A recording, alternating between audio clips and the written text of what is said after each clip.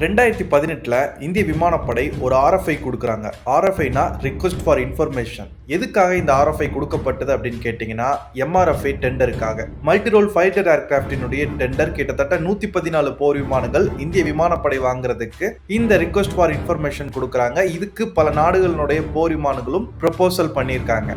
இந்திய விமானப்படையை பொறுத்தவரை இதுக்கு MRFA டெண்டர் முக்கியம். அது மட்டும் இல்லாம இந்த MRFA டெண்டர்ல எந்தெந்த போர் விமானங்கள் பங்கு பெற்றிருக்கு அது எல்லாத்தையுமே டீட்டெயில் இந்த வீடியோல நம்ம பார்க்க போறோம். சோ நான் உங்கள் பிரேம்குமார். நான் எக்ஸ்க்ளூசிவா டிஃபென்ஸ் கண்டென்ட் எஜுகேஷன் பர்பஸ்க்காக தமிழ்ல அப்டேட் பண்ணிக்கிட்டு இருக்கேன். சோ மறக்காம நம்மளுடைய சேனலை சப்ஸ்கிரைப் பண்ணிக்கோங்க. இப்போ வாங்க வீடியோக்குள்ள போலாம்.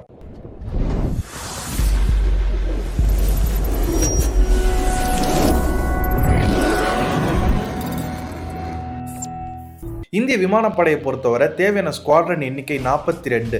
ஆனா இந்திய விமானப்படையில இன்னைக்கு 31 ஸ்குவாட்ரன் தான் இருக்கு. இது 1965ஓட கம்பேர் பண்ணும்போது கம்மி அப்படின்னே சொல்லலாம். எதுக்கு இந்திய விமானப்படையில 42 ஸ்குவாட்ரன் தேவை அப்படின்னு கேட்டீங்கன்னா, இந்திய விமானப்படையை பொறுத்தவரை சைனா அண்ட் பாகிஸ்தான் ரெண்டு பேரையும் போர்ல சந்திக்கும் போது சமாளிக்கிறதுக்கு இந்திய விமானப்படைக்கு 42 ஸ்குவாட்ரன் மஸ்டாவே தேவைப்படுது. சோ அதுக்காக தான் இந்திய விமானப்படையில அதிகப்படியான விமானங்கள் தேவைப்படுது. ஒரு ஸ்குவாட்ரன்ல 12 இருந்து 24 விமானங்கள் இருக்கும். இது விமானப்படையினுடைய ஸ்ட்ரக்சரை பொறுத்து சேஞ்ச் ஆகும் சொல்லலாம். சோ இன்னைக்கு இந்த ஸ்குவாட்ரனுடைய எண்ணிக்கை குறைவா இருக்கிறதுக்கு காரணம் என்ன அப்படின்னு கேட்டீங்கன்னா, இந்திய விமானப்படையில இருக்கக்கூடிய பழைய விமானங்கள் ரிட்டையர்மெண்ட் தான். அதுல முக்கியமான ஒரு போர் விமானம் MiG-21. MiG-21 பத்தி எல்லாருக்கும் தெரியும். மிக ஆபத்தான ஒரு போர் விமானமா இப்ப பார்க்கப்படுது. இந்த போர் விமானம் ஹிஸ்டரியில பயங்கரமா பெர்ஃபார்ம் பண்ணது.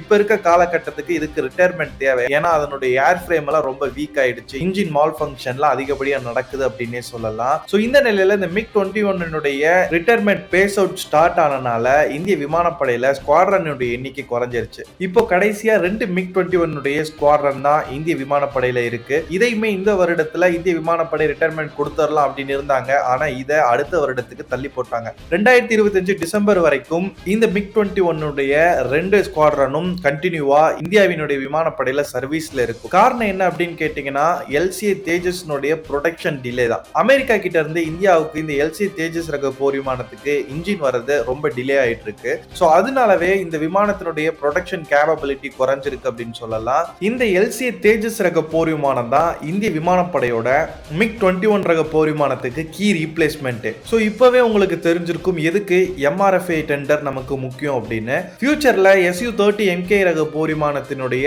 ரிட்டையர்மெண்ட் வரும்போது கண்டிப்பா அதுக்கு ரீப்ளேஸ்மெண்டா மல்டிரோல் ரக விமானங்கள் தேவைப்படுது. சோ அதுக்காகவே MRFA டெண்டர் ரொம்ப முக்கியமானதுன்னு சொல்லலாம். MRFA டெண்டரை பொறுத்தவரை கிட்டத்தட்ட $20 பில்லியன் மதிப்பு. சோ அதனால பல நாடுகள் இந்த MRFA டெண்டர்ல தன்னுடைய போர் விமானத்தை காம்படிஷனுக்கு என்லிஸ்ட் பண்ணிருக்காங்க. இப்ப இந்தியாவினுடைய விமானப்படையை பொறுத்தவரை இந்திய விமானப்படையில Su-30 MK ரக போர் விமானம் மேஜரான விமானமா பார்க்கப்படுது.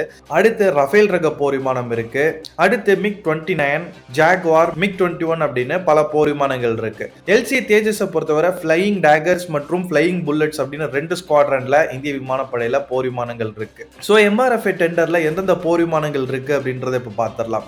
MRFA பொறுத்தவரை இந்த 2018 இருந்து இப்போ வரைக்கும் ரொம்ப ஆக்டிவா பேசப்பட்டு வருது. காரணம் என்ன அப்படின்னு கேட்டீங்கன்னா, MMRCAக்கு அப்புறம் அடுத்த மிகப்பெரிய டெண்டர் இதா தான் பார்க்கப்படுது. சோ MRFA டெண்டர் படி 114 போர் விமானங்களை இந்திய விமானப்படைக்கு கொள்முதல் பண்றதுதான். இதுல என்லிஸ்ட் பண்ணிருக்க முதல் போர் விமானம் கிரிப்பன் ரக போர் விமானத்தை சொல்லலாம். சாப் நிறுவனத்தினுடைய JS-39 E/F கிரிப்பன் ரக விமானம். இந்த விமானம் ஒரு single engine supersonic multirole ஏர்கிராஃப்டாவே பார்க்கப்படுது. அதே சமயத்துல இதுவுமே தேஜஸ் போல லைட் ஏர்கிராஃப்டாவே பார்க்கப்படுது. இந்த கிரிப்பன் ரக விமானத்தினுடைய டிசைன் பார்த்துட்டீங்கன்னா டெல்டா விங் இருக்கு. கேனட் கான்ஃபிகரேஷன் இருக்கிறதுனால இதோட மெனூவரபிலிட்டி பயங்கரமா இருக்கும் அப்படின்னு சொல்றாங்க. ஒன் ஆஃப் த முக்கியமான போர் விமானமாவே இந்த கிரிப்பன் ரக போர் விமானம் பார்க்கப்படுது. இது 1988 ஃபர்ஸ்ட் ஃபிளைட் ஷோ பண்றாங்க. இந்த விமானத்தினுடைய சர்வீஸ் முதலா 1996 தான் ஆரம்பிக்குது. அதுவும் ஸ்வீடனுடைய விமானப்படையில. இதோட லேட்டஸ்ட் வேரியன்ட் இந்த 2019 தான் ஸ்வீடனுடைய ஏர்ஃபோர்ஸ்லயும் பிரேசிலுடைய ஏர்ஃபோர்ஸ்லயும் இணைஞ்சிருக்கு. இந்த விமானத்தை தயாரிக்கிறதுல என்ன ஒரு கடினமான ஒரு விஷயம் அப்படின்னு கேட்டீங்கன்னா, 33% காம்பனன்ட்ஸ் அமெரிக்கா கிட்ட இருந்து தான் வாங்க வேண்டியது இருக்கு. மீதி இருக்க 67% ஸ்வீடன் ஸ்வீடன் இல்ல யூரோப் கண்ட்ரீஸ்ல இருந்து காம்பனன்ட்ஸ் அக்வயர் பண்ணி இந்த விமானத்தை உற்பத்தி பண்ண முடியும் அப்படின்னு சொல்றாங்க. உலக அளவில் ஸ்வீடன், பிரேசிலை தாண்டி check, Thailand, Hungary, south Africa போன்ற நாடுகள் இந்த கிரிப்பன் ரக விமானத்தை பயன்படுத்திட்டு வந்துட்டு இருக்காங்க.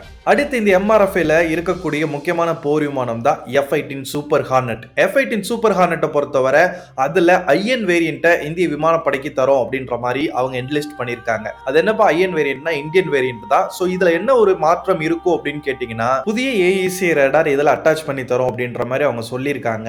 சோ சூப்பர் ஹார்னட் விமானத்தை பொறுத்தவரை பல வருடங்களா போர்க்களத்துல தன்னுடைய கேபபிலிட்டியை காட்டின முக்கியமான போர் விமானம் அப்படின்னு சொல்லலாம். கல்ஃப் வாரா இருக்கட்டும், மிடில் ஈஸ்ட்ல நடக்கக்கூடிய முக்கியமான ஆபரேஷன்ஸ்ல F-18 சூப்பர் ஹார்னட் மிகச் சிறப்பா செயல்பட்டது அப்படின்னே சொல்லலாம். செயல்பட்டுக்கிட்டும் இருக்கு. இப்போ வரைக்கும் F-18 பொறுத்தவரை போயிங் நிறுவனம் 1500க்கும் அதிகமான விமானங்களை உற்பத்தி பண்ணியிருக்காங்க. உற்பத்தி பண்ணது மட்டும் இல்லாம இந்த போர் விமானங்களை பல நாடுகளுக்கு அவங்க சப்ளையும் பண்ணியிருக்காங்க. மேஜரா F-18 போர் விமானத்தை பயன்படுத்தக்கூடிய டிபார்ட்மெண்ட் எது அப்படின்னு கேட்டீங்கன்னா US மெரைன் டிபார்ட்மெண்ட் பயன்படுத்துறாங்க. ரெண்டாவது US நேவி பயன்படுத்துறாங்க. அது மட்டும் இல்லாம Royal Australian navy, Spanish air force அப்படின்னு பல நாடுகள் பயன்படுத்திட்டு வந்துட்டு இருக்காங்க. அடுத்த விமானம் இந்த MRFA டெண்டர்ல என்லிஸ்ட் பண்ணிருக்கிறது சேம் அதே போயிங் F-15EX ஈகிள் 2. இந்த விமானம் F-15 ரகத்திலே லேட்டஸ்ட் விமானமா பார்க்கப்படுது. 2021ல தான் இதனுடைய மெய்டன் ஃபிளைட் டெஸ்ட் இருந்தது. இது ஒரு 2 சீட்டர் வேரியன்ட் அப்படின்னு சொல்லலாம். இந்த F-15EX ஈகிள் 2 பொறுத்தவரை ஆம்பர் டெக்னாலஜியை அப்கிரேட் பண்ணிருக்காங்க. சோ இது மூலமா 16 ஏர் டு ஏர் மிசைலை லான்ச் பண்ண முடியும் அப்படின்னு சொல்றாங்க. 16 ஏர் டு ஏர் மிசைலை ஒரு விமானம் எக்யூப் பண்ணி போச்சுன்னா அது எந்த அளவுக்கு கேபபிளா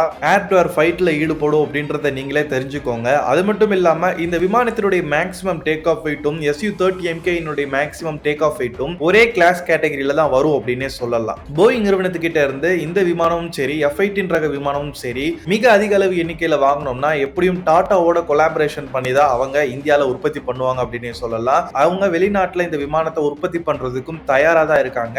சோ அவங்களுடைய ஆர்டர்ஸை புஷ் பண்ணணும் அப்படின்னு தான் நினைக்கிறாங்க. அடுத்த முக்கியமான விமானம் யூரோஃபைட்டர் டைஃபூன். யூரோஃபைட்டர் டைஃபூனை பொறுத்தவரை யூரோப்ல இருக்கக்கூடிய பல நாடுகள் ஒன்னா இணைந்து தயாரித்த போர் விமானம். இதுவரைக்கும் 600க்கும் அதிகமான போர் விமானங்களை உற்பத்தி பண்ணி வெளிநாடுகளுக்கு ஏற்றுமதி பண்ணியிருக்காங்க.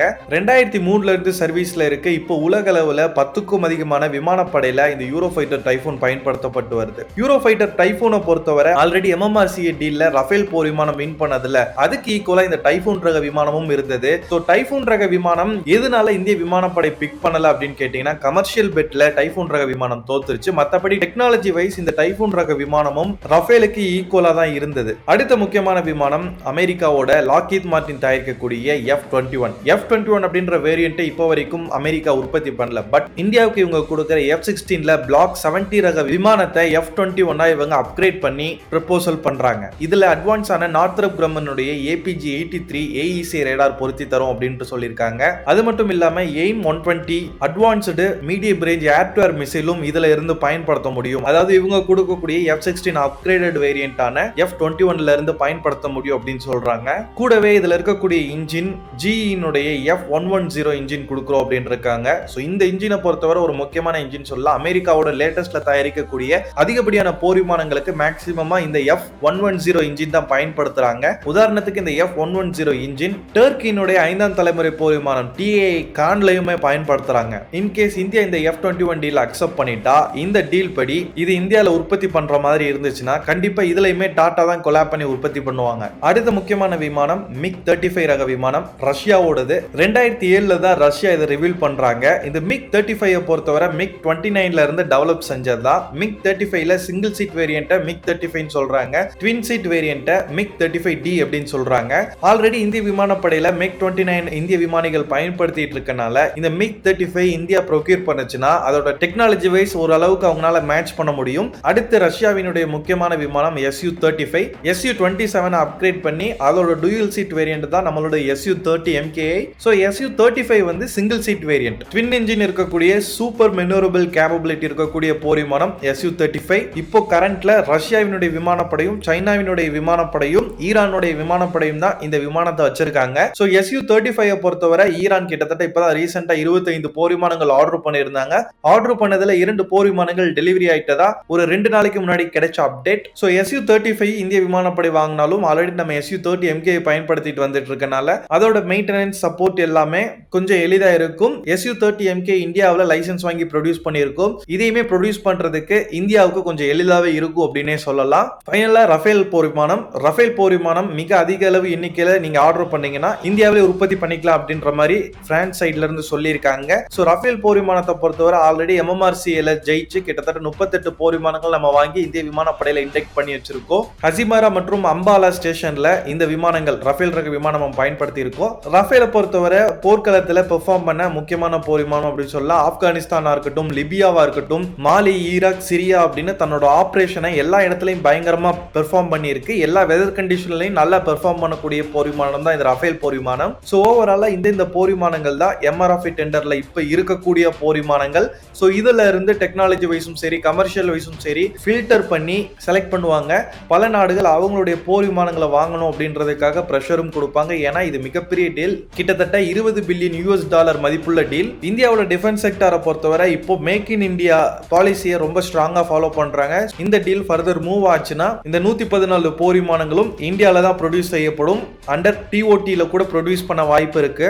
சோ இந்த வீடியோல MRF டெண்டர்னுடைய முக்கியத்துவம் என்ன அப்படின்றது உங்களுக்கு தெரிஞ்சிருக்கும் அப்படின்னு நினைக்கிறேன். எந்தெந்த போர் விமானங்கள் இதுல இன்லிஸ்ட் ஆயிருக்கு அப்படின்றது தெரிஞ்சிருக்கும் நினைக்கிறேன். சோ இது வரைக்கும் நம்மளுடைய சேனலை சப்ஸ்கிரைப் பண்ணாலும் சப்ஸ்கிரைப் பண்ணிருங்க. நம்ம சேனல் எஜுகேஷன் பர்பஸ்க்காக இந்த வீடியோ போஸ்ட் பண்றோம். நம்ம சேனலோட இன்ஸ்டாகிராம் பக்கத்தை ஃபாலோ பண்ணாதவங்க ஃபாலோ பண்ணிக்கோங்க. என்னுடைய பர்சனல் இன்ஸ்டாகிராம் அக்கௌண்ட்டும் கீழே இருக்கு. வேற ஏதாவது பத்தி பேசணும்னாலும் எனக்கு மெசேஜ் பண்ணுங்க, இல்ல கீழே கமெண்ட் பண்ணுங்க. இதை பத்தின கருத்தையும் கீழே கமெண்ட் பண்ணுங்க. நெக்ஸ்ட் ஒரு இன்ட்ரெஸ்டிங்கான வீடியோல உங்களை வந்து சந்திக்கிறேன்.